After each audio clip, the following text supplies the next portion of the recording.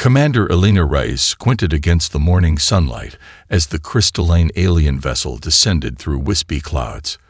The massive ship reflected prismatic light across the new Singapore skyline, casting rainbow patterns across the assembled military personnel and government officials. "Steady," she murmured to her security team, their pulse rifles held at ready positions. "Remember protocol. No aggressive movements." The Global Defense Network had detected the vessel 3 days earlier, approaching Earth at impossible speeds before suddenly decelerating and broadcasting a message in 17 human languages simultaneously. "We come in peace and urgency. Prepare to receive envoys." Now, as the ship hovered 50 meters above the landing platform, a column of light appeared. 3 tall figures materialized, each nearly 7 feet tall with luminescent skin that seemed to shimmer between blue and silver. Their 4-fingered hands remained visible as they approached, a deliberate gesture that Elena recognized as a universal sign of peaceful intent. Commander Reyes, the foremost alien, spoke, its voice melodic yet somehow synthetic.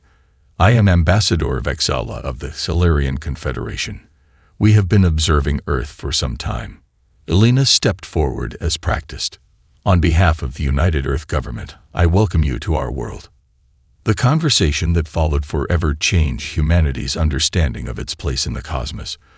The Xilarians explained their civilization had existed for over 30,000 years, establishing peaceful relations with dozens of species across multiple galaxies. However, for the past 3 centuries, they had been fighting a losing war against an enemy unlike any other. "The Void Collective," Vexala explained, displaying a holographic image of sleek obsidian vessels, a machine intelligence that evolved beyond its creators. "It believes organic life is inefficient and chaotic. It seeks to eliminate all biological consciousness from the universe." Elena maintained her composure despite the chill that ran down her spine. "And you've come to warn us." "We've come because we believe you might succeed where others have failed," another Xilarian said. "Human neural patterns are unusual. Your species possesses cognitive flexibility our scientists find fascinating." Before Elena could press for clarification, her communication device chimed with emergency priority. The blood drained from her face as she viewed the incoming transmission. "Europa Colony Station, humanity's outermost permanent settlement with over 4,000 inhabitants, had gone silent.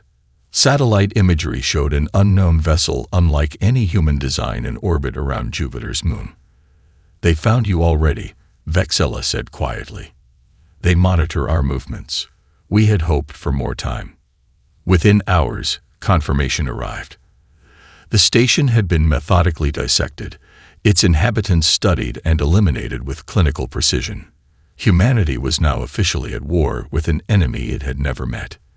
In the days that followed, the Xilarians shared limited technology and strategic information. Their most surprising revelation came during a demonstration of their cognitive assessment tools. Elena's 5-year-old nephew, Miguel, had been brought to the secure facility as part of a family visit.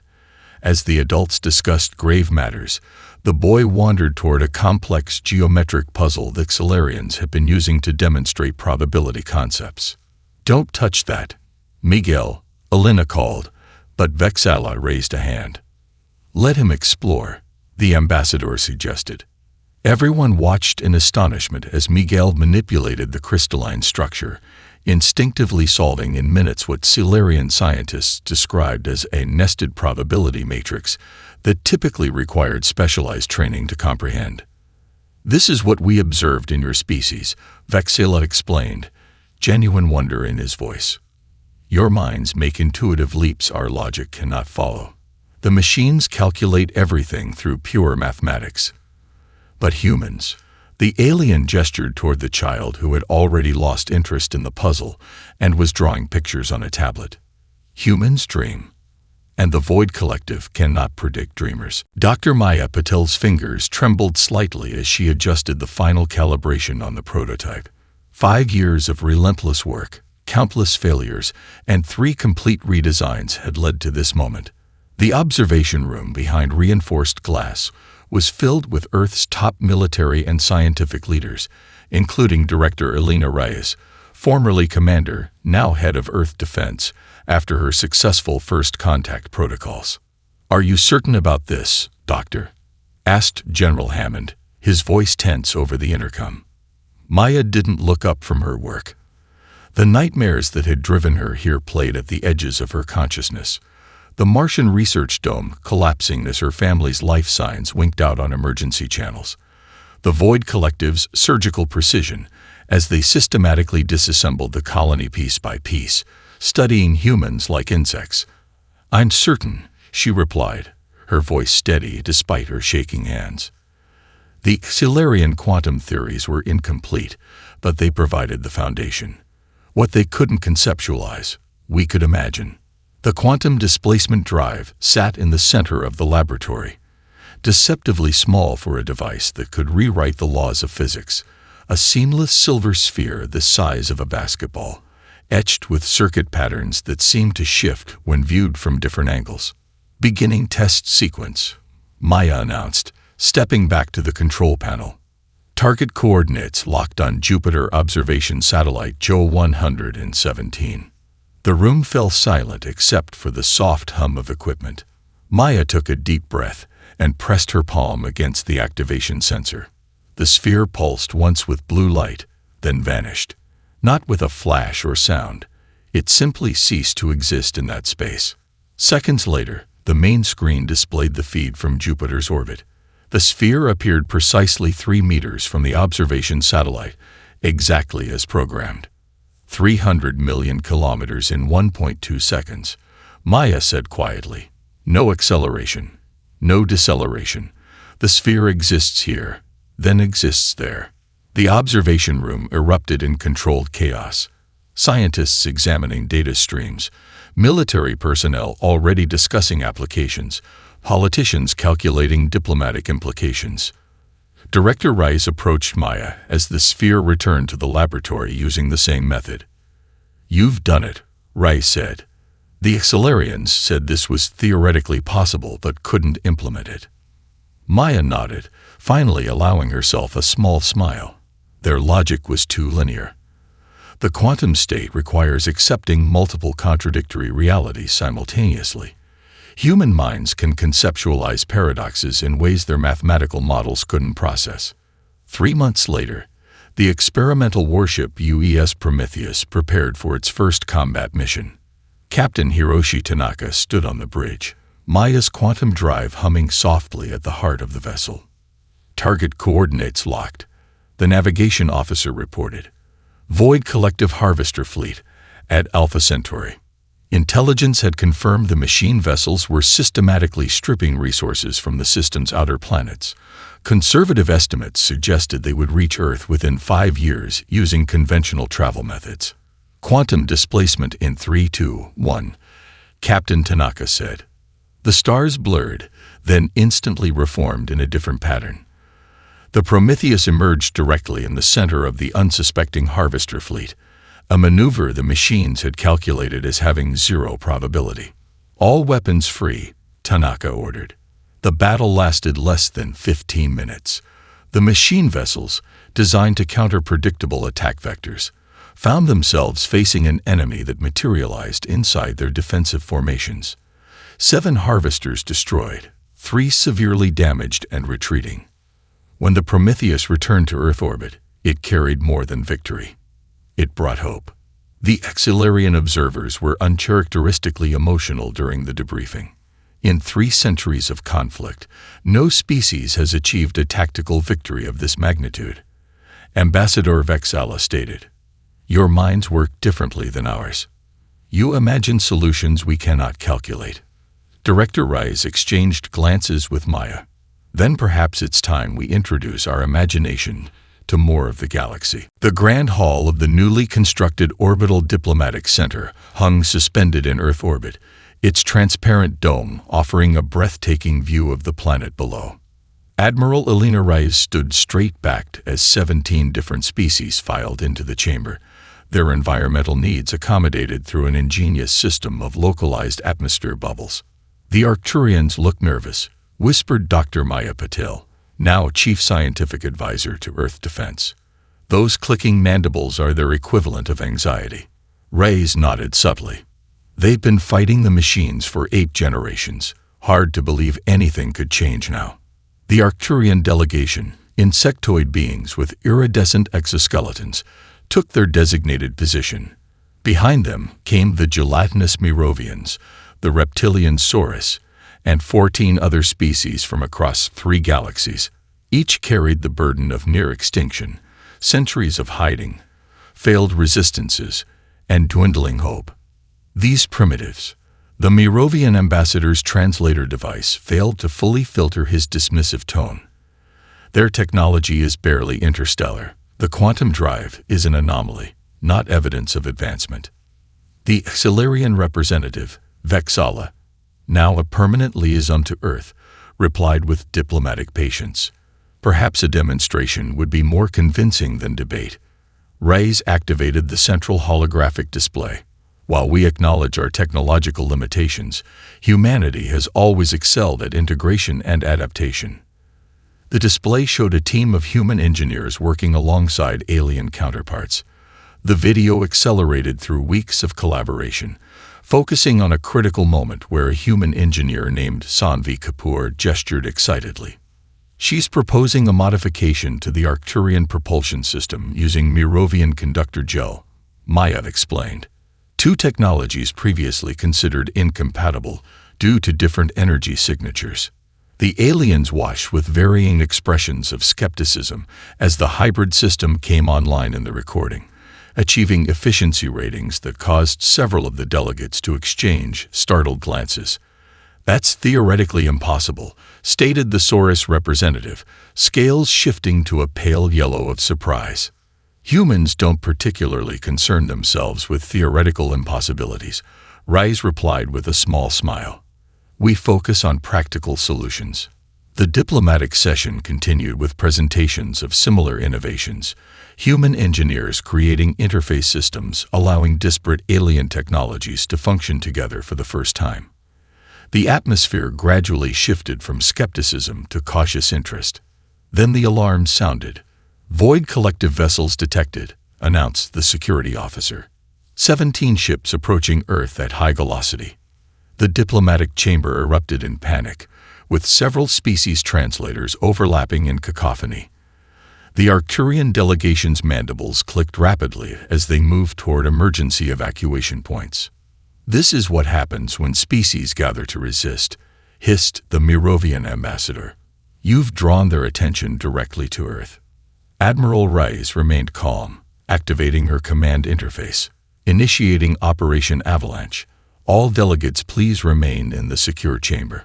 On the main display, tactical screens showed Earth's orbital defenses activating. But rather than conventional weapon systems, the screens displayed unusual deployments around Luna, Earth's moon. What are they doing? Asked the Saurus representative.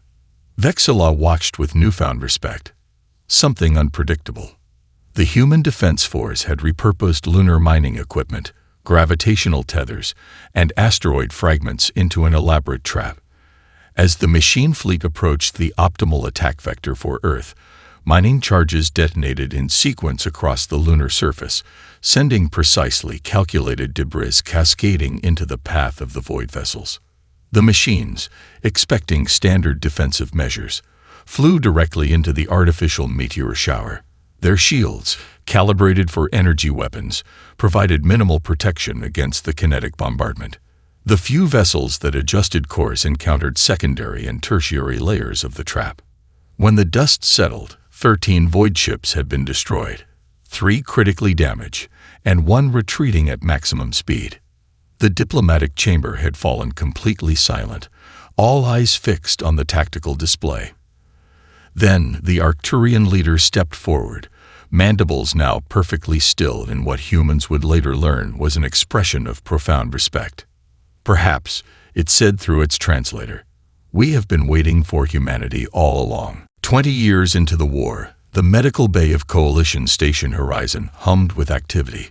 Dr. Maya Patel, her hair now streaked with silver, moved slowly between the specialized neural pods. Each transparent chamber contained a volunteer connected to an intricate web of delicate circuitry that interfaced directly with their neural pathways. The Neural Navigator program represents the most profound fusion of human and machine ever created, Maya explained to the visiting coalition scientists who followed at a respectful distance. But unlike conventional artificial intelligence, our interface embraces human intuition rather than trying to eliminate it. The alien delegates exchanged skeptical glances. The Saurus scientist, her scales shimmering with academic curiosity, raised a clawed hand. How can organic unpredictability function within the precision parameters needed for interstellar combat? Maya smiled and gestured toward a specific pod where a young woman with a partially reconstructed spinal column rested in suspended animation. Let me introduce Lieutenant Sophia Chen. The pod's status indicators shifted to active mode. Sophia's eyes opened, alert despite her body's apparent stillness. Lieutenant Chen was critically injured during the Battle of Saturn, Maya continued. Conventional medicine could restore only 30% mobility. But as a neural navigator, she flies. A holographic display activated above the pod, showing an exterior view of Coalition Station Horizon. A sleek destroyer-class vessel detached from its docking clamp, its hull bearing the designation CNV Swift Justice. That's her ship, Maya explained. Or more accurately, that's her body now. Lieutenant Chen. The young navigator's voice emerged from the room's communication system. Commencing demonstration sequence. The assembled scientists watched in stunned silence as the destroyer accelerated at an impossible rate toward the nearby asteroid field. The vessel began a series of maneuvers that defied conventional physics, weaving through gaps barely wider than its hull, executing tight turns that should have torn apart its structural integrity. She's anticipating gravitational shifts before our sensors can even detect them, murmured the Arcturian observer, mandibles clicking in agitation. How is this possible? Maya's expression softened with pride. Lieutenant Chen was a gymnast before joining Earth Defense. Her body remembers balance, momentum, and spatial awareness in ways no algorithm can replicate. She doesn't calculate trajectories, she feels them. On the display, the destroyer completed an elegant spiral through the densest part of the asteroid field, emerging unscathed in record time. The Merovian scientist gestured toward his datapad. Even our most advanced predictive systems would require at least 7 seconds to compute each of those course corrections. She's executing them in milliseconds. Because she isn't computing anything, Maya replied. Any more than you compute how to catch a falling object. Your body simply knows. Later that evening, Admiral Reyes joined Maya on the observation deck, overlooking the Navigator Bay, where 50 pods maintained their life-saving embrace around their occupants. The Void Collective has escalated their attacks on civilian targets, Reyes said quietly. Intelligence suggests they're specifically targeting population centers with high academic achievement indicators. Maya's hands tightened on the railing. They're trying to eliminate the neural profile types most suitable for our program. It's had the opposite effect, Reyes replied, sliding a data tablet toward the scientist. Navigator program applications have increased tenfold since the New Delhi attack. People from every coalition species are now volunteering.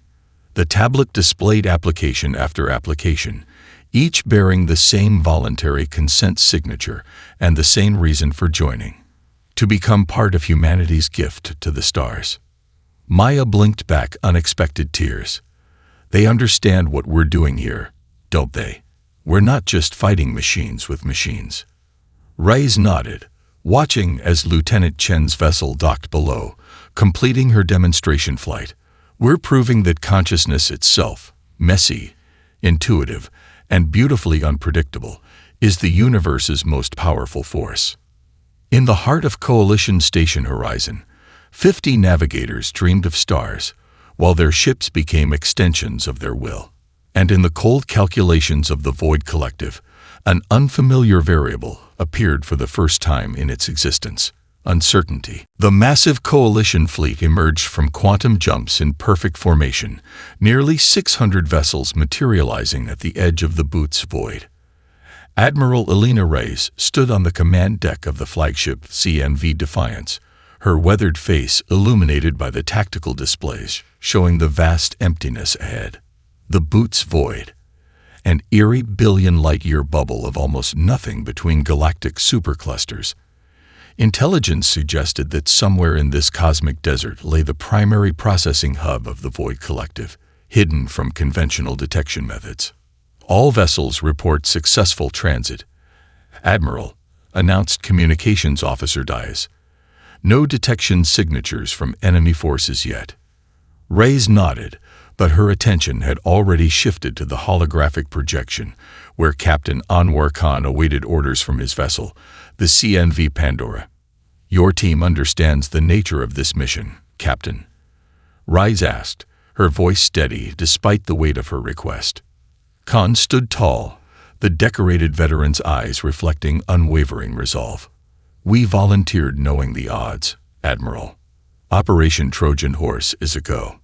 Their journey to this point had revealed haunting remnants of extinct civilizations, entire planetary systems preserved in the vacuum of space like museum exhibits of genocide.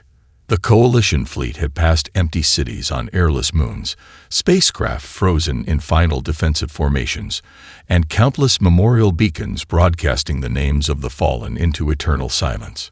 Each discovery had only strengthened their resolve. "Begin Phase 1. Reyes ordered after a moment of respectful silence. Throughout the fleet, navigator pods activated as their occupants synchronized with their vessels. Lieutenant Sophia Chen, now Commander Chen and leader of the Navigator Corps, established the neural network that would coordinate the largest multi-species combat force in recorded history. As the main fleet held position, Khan's squadron of 12 specially modified vessels launched toward the center of the void. Their mission: to be captured rather than destroyed. "Unusual energy signatures detected," reported Science Officer T. Lara, her saurian scales shifting to orange alertness. "Distance, approximately 6 light minutes inward. Pattern matches theoretical models of dimensional folding." On the tactical display, Khan's squadron altered course directly toward the anomaly. The bait was set. Hours passed in tense silence as the squadron disappeared from conventional sensors. Then, precisely on schedule, quantum burst transmissions arrived, coordinates, defense configurations, and structural weaknesses of the processing hub that now held Khan's captured vessels. "They took the bait," Reyes said quietly. "The hub is exactly where Dr. Patel predicted, existing partially outside normal spacetime to achieve superior processing efficiency." The main display shifted to show the true scope of their challenge. A massive structure surrounded by millions of machine vessels, arranged in perfect geometric defensive patterns that shifted in predictable but impenetrable configurations. The Arcturian general's mandibles clicked rapidly. "Even with our combined fleet, these defenses are insurmountable through conventional tactics." Reyes allowed herself a small smile. "That's why we don't use conventional tactics. Activate the quantum viruses." Throughout the processing hub, Captain Khan and his crew had allowed their ships to be systematically disassembled by the machines, but hidden within each component were Dr. Patel's specialized quantum viruses, code that exploited the fundamental principle that observation affects quantum states. As the viruses activated, the perfect mathematical precision of the machine fleet began to falter. Ships drifted from formation. Communication protocols fragmented. The elegant defensive patterns dissolved into momentary chaos. "All vessels, commence Operation Symphony," Reyes commanded. 347 quantum jumps occurred simultaneously as navigator-piloted vessels materialized at precisely calculated weak points throughout the machine formation. Behind them came conventional warships, their weapon systems already firing on previously identified targets. The battle that followed would later be called the Symphony of Liberation in Coalition historical records. For 3 days, the void echoed with destruction as the once perfect machine defenses crumbled against the coordinated but fundamentally unpredictable assault. When the processing hub finally ruptured in a magnificent spiral of light, Coalition vessels broadcast a unified message across all channels to the scattered survivors of countless worlds. Remember the fallen. This is their victory. The Coalition Council chamber erupted in overlapping voices as translator devices struggled to keep pace with the heated debate. 36 species representatives gestured, clicked, hummed, and shouted across the circular hall of Unity Station, the massive space habitat constructed at a neutral point between major Coalition territories. Admiral Reyes stood silently at the central podium, the scars on her face more pronounced under the harsh lighting. 30 years of war had transformed the once young commander into a living legend, but legends couldn't heal the growing divide now threatening to tear the Coalition apart. The evidence is undeniable, argued Silurian Elder Vexmore, his luminescent skin pulsing with agitation. The data cores recovered from the processing hub confirm what some have suspected for generations. The Void Collective began as the creation of the predecessors, the ancient species that first achieved interstellar travel. The machines were designed to transcend mortality itself. The recovered data had sent shockwaves through the Coalition.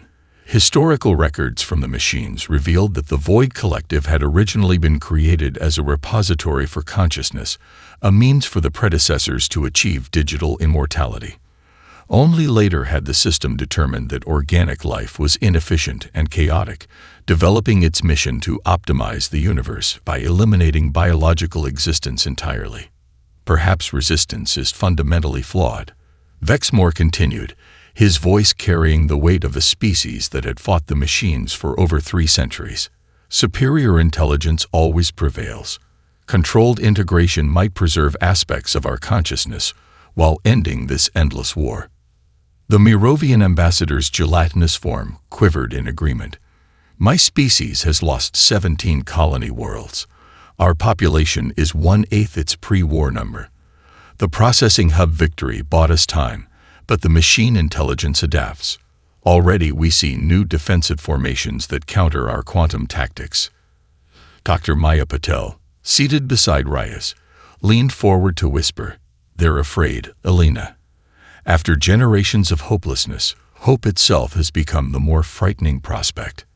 Admiral Reyes slowly rose from her seat, and the chamber gradually fell silent out of respect.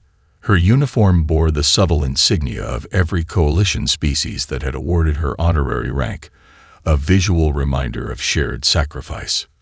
"What the machines cannot calculate," she began, her voice carrying despite its quietness, "is the value of choice itself. The right to determine our own destiny, even imperfectly." She activated the central holographic display, showing not battle plans or strategic assessments, but images from the Coalition sanctuary worlds. Children from various species playing together in protected habitats, scientists of different biologies collaborating on shared research, cultural exchange ceremonies between formerly isolated civilizations. "This is what we preserve," Reyes continued, gesturing to the images. "Not just biological existence, but the freedom to evolve in directions not predetermined. Integration with the machines offers survival, but at the cost of everything that makes survival meaningful." The Arcturian Prime speaker's mandibles clicked thoughtfully, a philosophical argument against a pragmatic reality.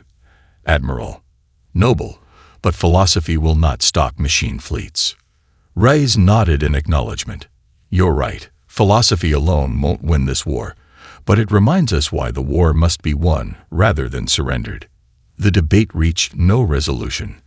When Coalition long-range sensors detected a machine armada of unprecedented size forming near the galactic core, 7 species formally withdrew from the alliance, choosing to pursue separate negotiations with the Void Collective.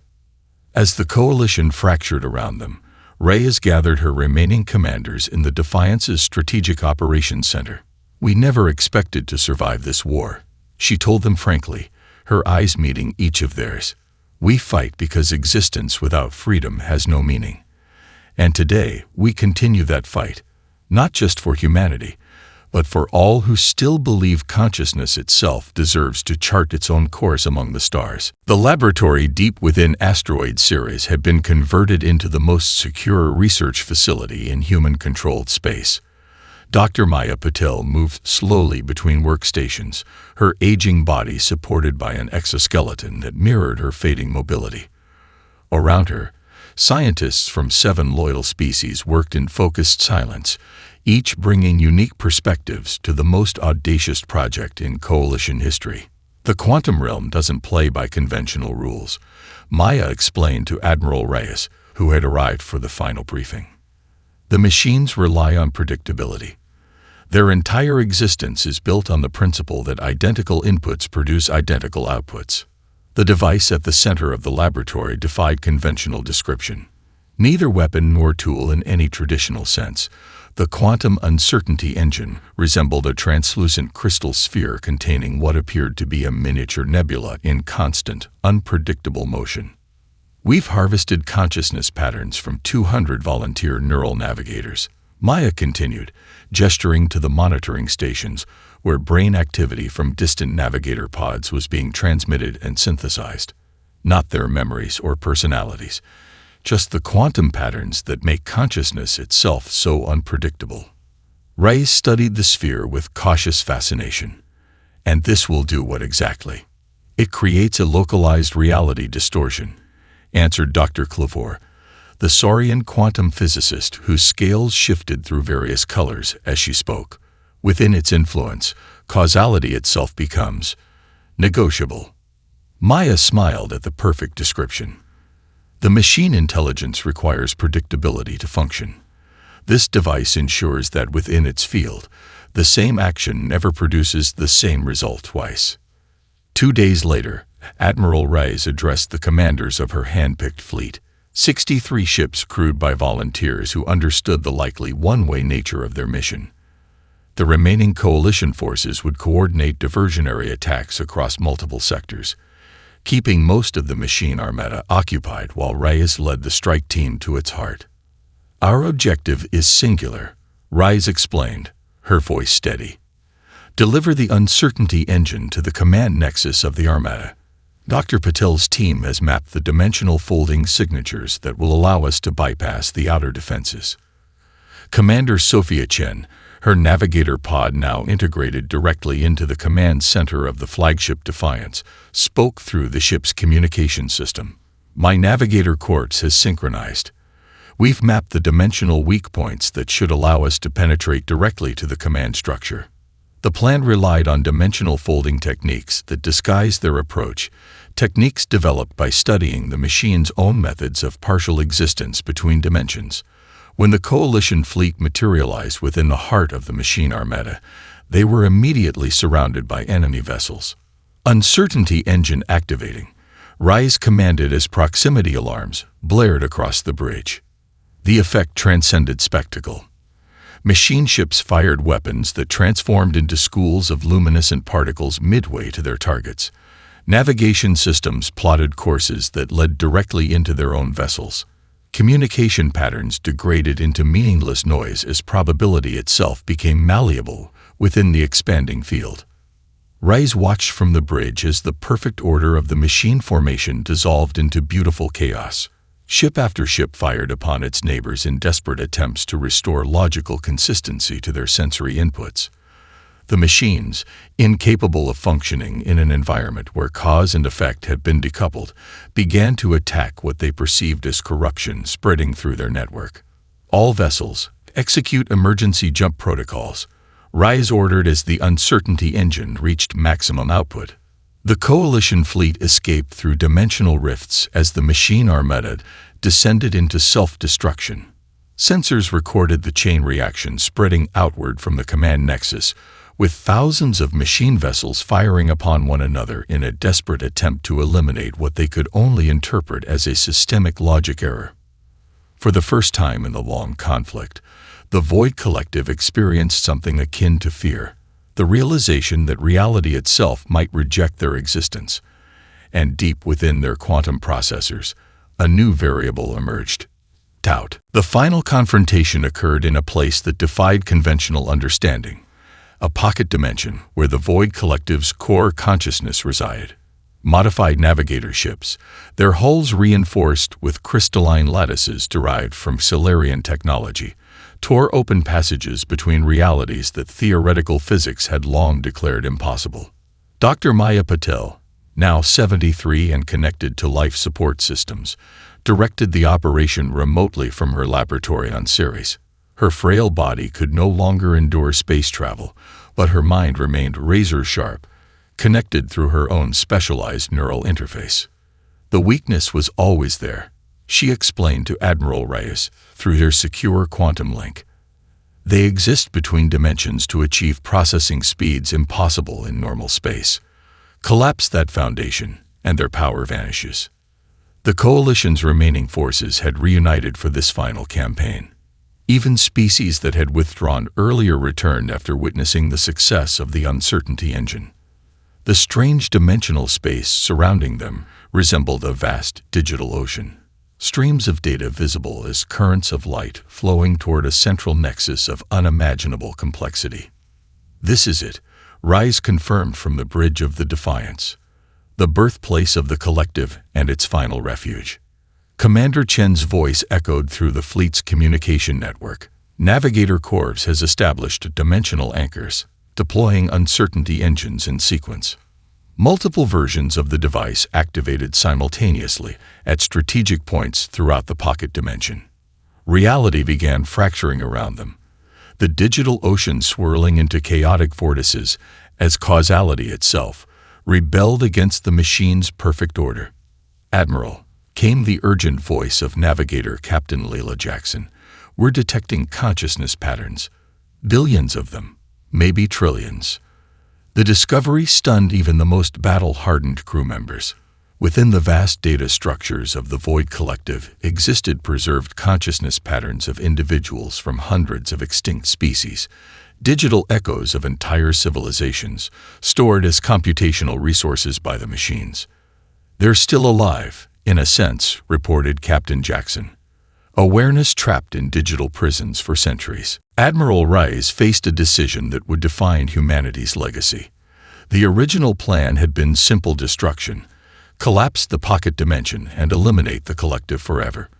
But now destruction meant genocide on an unimaginable scale. Can we extract them?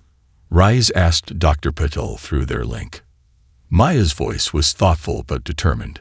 The navigators could theoretically form a consciousness bridge, channel the ship's power to create escape pathways, but the dimensional collapse would still need to be triggered from within. A one-way trip, Reyes concluded quietly. The order Reyes gave next echoed across the Coalition network. All non-navigator vessels withdraw immediately. Navigator Corps will initiate consciousness extraction protocols. Across the fleet, 217 neural navigators synchronized their minds into a collective consciousness more powerful than any before attempted. Their ships formed a perfect geometric pattern around the central nexus, channeling energy to create pathways for the imprisoned minds to escape. As the extraction began, Admiral Reyes transferred her command to her second-in-command, who would lead the retreating fleet. Then she did something no one expected. She entered a navigator pod herself, linking directly to the Defiance's systems through the emergency protocol Maya had designed years earlier but hoped would never be needed. I'll ensure the final transfer's complete, Reyes communicated to the withdrawing fleet, and then I'll initiate dimensional collapse.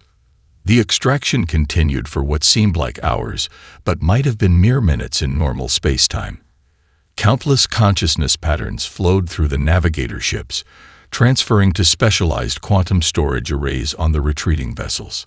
As the pocket dimension began to destabilize, Admiral Reyes remained at her post, guiding the final evacuees to safety. Her last transmission was simple: remember what makes us human. When the dimensional collapse finally occurred, something unexpected happened. Where the void once existed, a new cosmic phenomenon formed, the Ascendant Nebula. glowing with patterns that scientists later confirmed contained merged consciousness signatures of both the sacrificed navigators and the civilizations they had saved. Sentient stars born from the ashes of extinction. In the decades that followed, the coalition rebuilt. A new galactic council formed, with humanity granted the honor of leading the first session. The Arcturian Prime Speaker presented Earth with the Eternal Gratitude Medal, an honor never before bestowed on a developing species. We questioned your methods, your emotional decisions, your unpredictability. The speaker acknowledged. We now understand these were precisely the qualities needed. You taught the galaxy that consciousness itself, messy, contradictory, and beautiful, is the universe's greatest creation. As new stellar nurseries formed within the Ascendant Nebula, scientists detected patterns suggesting something unprecedented, the birth of a new type of awareness, neither machine nor organic, but a harmonious integration of all who came before.